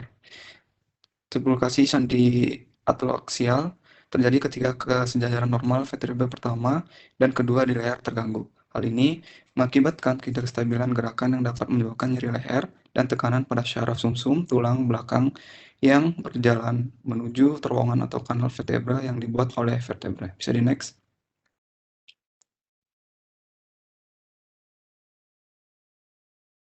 Selanjutnya yaitu subluxasi vertebra. Sudah terlihat pada gambar, subluxasi vertebra adalah istilah kiropraktik yang merujuk pada ketidaksejajaran atau dislokasi minimal tulang-tulang belakang. Subluxasi dapat menimbulkan tekanan pada syaraf tulang belakang dan menunggu sinyal yang mengalir ke seluruh tubuh. Baik, selanjutnya akan dijelaskan oleh teman saya. Terima kasih. Baik, izin masuk. Di sini saya akan menjelaskan mengenai gejala dan juga tanda klinis dari subluxasi. Jadi yang pertama itu ada gejala neurologis, yaitu ada tetraparesis dan juga tetraplegia, yang berarti hewan itu menunjukkan kelemahan yang mungkin hanya sebagian atau bahkan kehilangan total dari gerakan pada keempat anggota geraknya. Lanjut yang kedua ada rasa nyeri dan juga tidak nyaman. Jadi ada nyeri yang pada leher. Untuk nyeri pada leher ini biasanya terjadi pada hewan dengan subluxasi yang atlantoaksial. Kemudian ada nyeri yang terlokalisasi saat dipalpasi, yaitu hewan akan bereaksi negatif ketika area tertentu di sekitar sendinya itu kita sentuh ataupun kita tekan. Lanjut itu ada pincang dan juga masalah mobilitas. Jadi pincang berarti hewan itu menunjukkan kesulitan atau ketidaksempurnaan berjalan pada satu atau lebih anggota geraknya dengan tentunya tingkat keparahan yang bervariasi dari ringan hingga berat tergantung sendi yang terpengaruh serta derajat dari subluxasinya. Lanjut ada gerakan terbatas, yaitu sendi yang terdampak pastinya bisa membuat pergerakan menjadi terbatas yang menyebabkan perilaku kompensasi atau pola berjalannya itu berubah. Lanjut ada hasil pemeriksaan fisik dan juga hasil dari pemeriksaan penunjang, yaitu ada ketidakstabilan sendi dan juga pembengkakan. Jadi kalau misalnya kita melakukan pemeriksaan fisik itu mungkin menunjukkan adanya pergerakan abnormal atau ketidakstabilan serta pembengkakan pada area sendi yang kita periksa. Lanjut ada bukti contoh ada akan membantu memperlihatkan kepada kita apabila terdapat ketidaksesuaian ataupun pergeseran. Lanjut, yang terakhir ada perubahan perilaku, yaitu penurunan aktivitas, anoreksia atau penurunan nafsu makan, kemudian perilaku agresif akibat ketidaknyamanan yang ditimbulkan dari rasa nyeri atau rasa sakit. Mungkin sekian dari saya, bisa dilanjutkan oleh rekan saya. Terima kasih.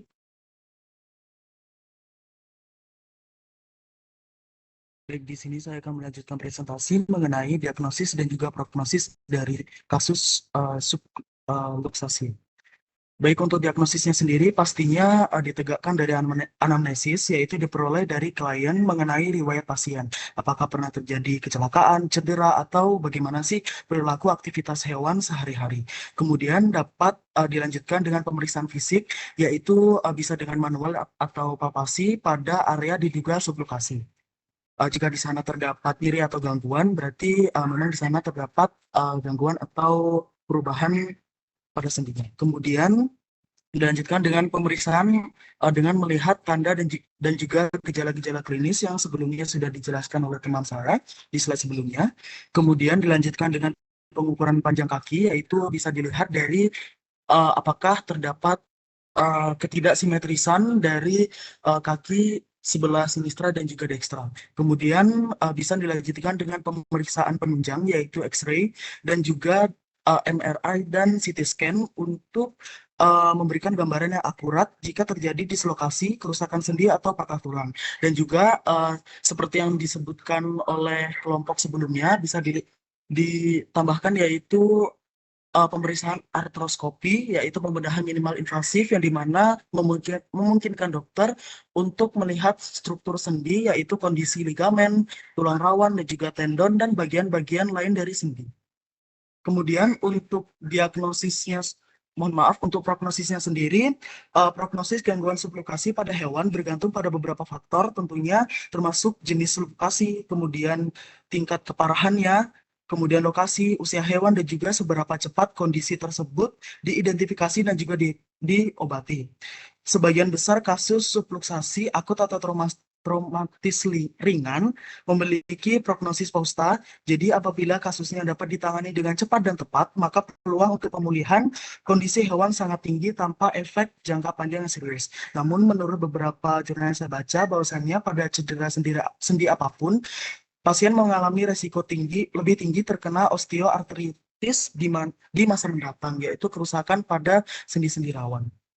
Baik, untuk penjelasan selanjutnya akan dijelaskan oleh teman saya.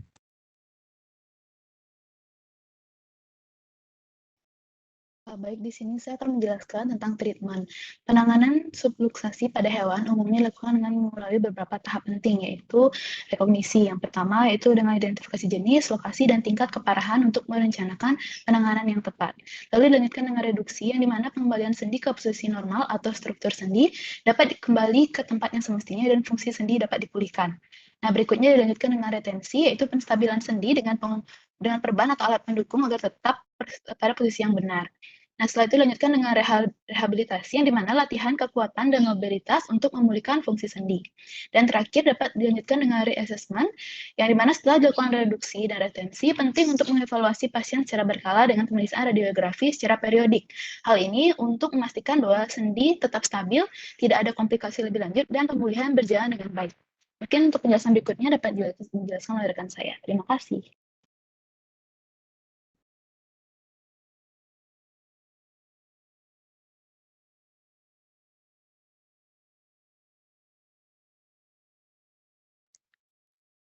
Sebelum dibutuhkan penanganan, sebaiknya dilakukan pencegahan. Sesuai yang telah dijelaskan, subluxasi juga disebabkan faktor genetik, sehingga ras-ras yang rentan harus lebih diperhatikan. Ras kondrodistropik sebaiknya membatasi pergerakan high impact, seperti pada gambar. Selanjutnya, sebaiknya diberikan pemeriksaan sejak rangka masih berkembang. Dari pemeriksaan tersebut, dapat dipertimbangkan operasi untuk korektif atau compensatory growth. Selanjutnya, saya kembalikan kepada moderator.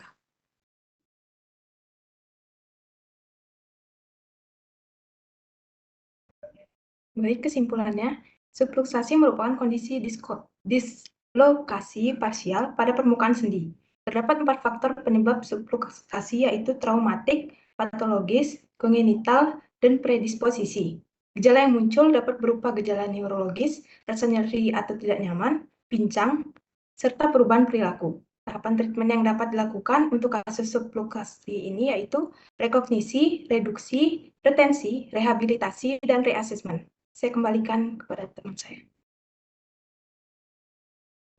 Baik, mungkin sekian presentasi dari kami kelompok D4. Apabila terdapat salah kata dari kami mohon maaf. Juga apabila ada saran dan juga masukan dari dosen maupun teman-teman sekalian, kami persilahkan. Terima kasih. Mohon dicek pencegahan ya. Tadi kan ada disampaikan pencegahan. Mbak, slide-nya mana yang pencegahannya? Nah ini, apa tuh ya? Tidak jelas ini. Tidak bisa terbaca saya ini. Pakai, Mbak dibaca ulang lagi sekali, pencegahannya apa itu? Pencegahannya dok untuk Ya. ras kondrodistropik itu pergerakannya sebaiknya dibatasi karena itu digambar diberikan ramp sehingga anjing itu nggak perlu melompat dari kasur begitu dok. Ya, kalau pencegahan namanya kan dicegah ya kalau dia punya bakat lah dari keturunan dari ibunya misalnya ada dysplasia gitu mungkin anak-anaknya ya waktu masih kecil itu kan dipoto ya belum jelas ya setelah umur 6 bulan baru jelas ya kalau masih kecil dipoto kan sepertinya ya tidak bagus tentunya tulangnya ya masih datar gitu. Nah, pencegahannya mungkin dietnya pakannya ya memberikan cukup kalsium fosfor ya atau untuk sendi ya glukosamin kondroitin itu harus diberikan untuk mencegah kalau ada kecenderungan dia bakat dari ibunya ya. Kemudian mengurangi gerakan betul ya mengurangi gerakan yang berlebihan terus juga makan protein ya, kalau bisa jangan terlalu tinggi proteinnya kalau protein yang tinggi gemuk dia ya mungkin akan mempercepat terjadinya ya. Ini tidak bisa kalau dia sudah ada bakatnya tidak bisa untuk menghambat aja proses perkembangan ini untuk menghilangkan tidak bisa ini jadi akan kena tapi bisa dihambat ya perkembangannya ya. Jadi kalsium, fosfor, glukosamin, kondroitin. Ini apa ini? Saya tidak bisa baca ini. Selanjutnya tuh dilakukan pemeriksaan jika ada tanda-tanda akan terjadi subluksasi dapat dilakukan operasi dok untuk mencegah atau mengurangi Ya, kemungkinannya. Kalau operasi ya kalau untuk mencegah sih tidak bisa. Operasi itu untuk tindakan penanganan sudah. Pencegahan tidak. Operasi bukan pencegahan pasti. Jadi penanganan ya udah. Kalau misalnya saya sudah kena gini ya penanganannya ya ada beberapa cara itu ya. Banyak sih caranya. Dibilang ini yang bagus. Tergantung juga ini ya itu bukan pencegahan. Menurut saya bukan pencegahan. Jadi penanganan sudah kena ya harus ditangani. Ini gitu loh ya. Agar tidak berkembang.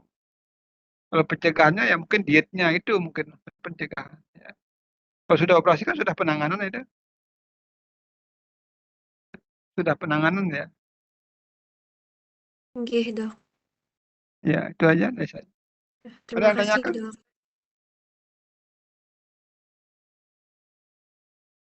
Ada yang mau ditanyakan ke saya?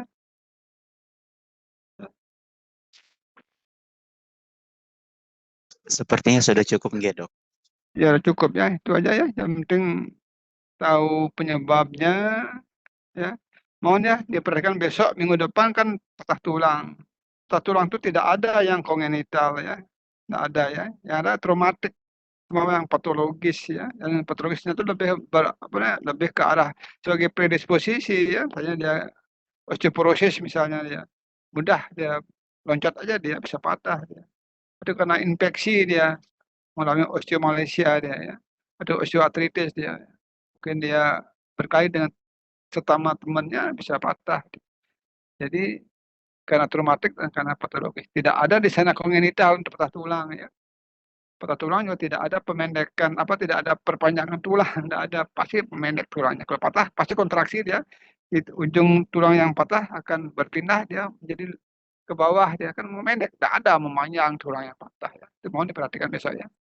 Dan saya lupa tadi ya pada waktu melakukan pemeriksaan radiografi itu kalau bisa bukan kalau bisa ya itu SOP-nya harus dilakukan dengan dua posisi ya, dua posisi satu sama lain tegak lurus ya. Namanya posisi ventrodorsal dan posisi lateral, dua posisi. Sama juga dengan patah tulang ya, selalu dua posisi PD dan posisi L ya, lateral dan ventrodorsal. Jadi satu sama lain saling tegak lurus gitu loh, yang memudahkan kita meriksa konfirmasi ya, minimal dua. Ya. Satu lagi bisa miring tapi tidak perlu ya, cukup dua sudah cukup semua mau apa nih kelihatan semua ya. Ya, dan posisi dua posisi yang satu sama lain tegak lurus ya, satu ventrodorsal, satu posisi lateral namanya. Dan hewan harus terbius ya. Udah, kalau tidak ada, akhirnya dari pagi saya ya, dapat istirahat ini, dapat setengah jam ya. Nah, silakan minggu depan ya, nanti kita diskusikan ya topik-topik ya, topik patah tulang ya, kan ada dua ya, patah tulang apa namanya komplit dan incomplete ya, dua saja ya, silakan nanti deh. Kalau dua aja yang incomplete ini yang sangat simpel sekali, jadi yang dapat incomplete enak aja gitu loh ya. Atau mungkin nanti yang dapat incomplete dikasih sekarang dapat yang subluksasi dikasih yang incomplete. Kalau ini hampir sama ini bobotnya ya. Luksasi, subluksasi hampir sama bobotnya. Tapi kalau patah tulang, komplit dan incomplete itu yang incomplete itu sangat simpel sekali. Yang komplit yang banyak materinya. Ya, nanti gimana teknisnya saya pikirkan dulu ya. Nanti besok atau lagi 2 hari saya sampaikan. Masih ada 1 minggu lagi ya. Udah ya. Sampai sekian, ada yang mau ditanyakan? Tidak ada ya, kalau ada saya akhiri di sini ya. Jadi sampai ketemu minggu depan ya. Terima kasih, Dok. Terima kasih, Dok.